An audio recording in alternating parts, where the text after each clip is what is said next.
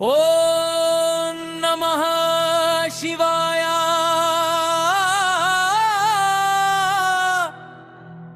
ವೀಣೆಯ ನಾದದಲ್ಲಿ ಪ್ರಾರ್ಥನೆ. ಓಂ ನಮಃ ಶಿವಾಯ. ಅಹಂಕಾರ ಮರೆ ಮಾಡಿದ ಭಕ್ತನೇ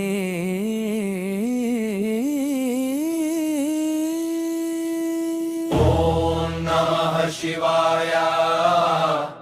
ವೀಣೆಯ ನಾದದಲ್ಲಿ ಪ್ರಾರ್ಥನೆ. ಓಂ ನಮಃ ಶಿವಾಯ.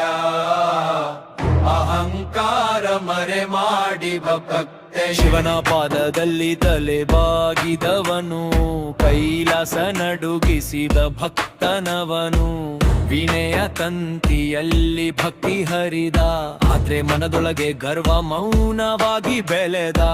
ದೇವರ ಕೃಪೆ ಬಂದಾಗ ತಲೆ ಬಾಗಿದ, ಶಕ್ತಿಯ ಬಂದಾಗ ಕಣ್ಣು ಮುಚ್ಚಿದ.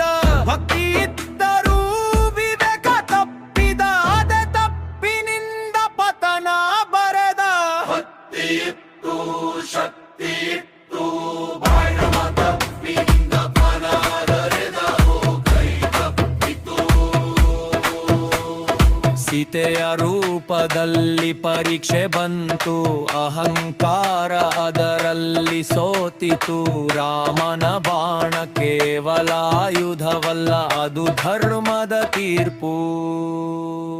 ಲಂಕೆಯ ಗೋಪುರಗಳು ಕುಸಿದಾಗ ಮಂತ್ರಗಳ ಶಬ್ದವು ಮೌನವಾಯಿತು.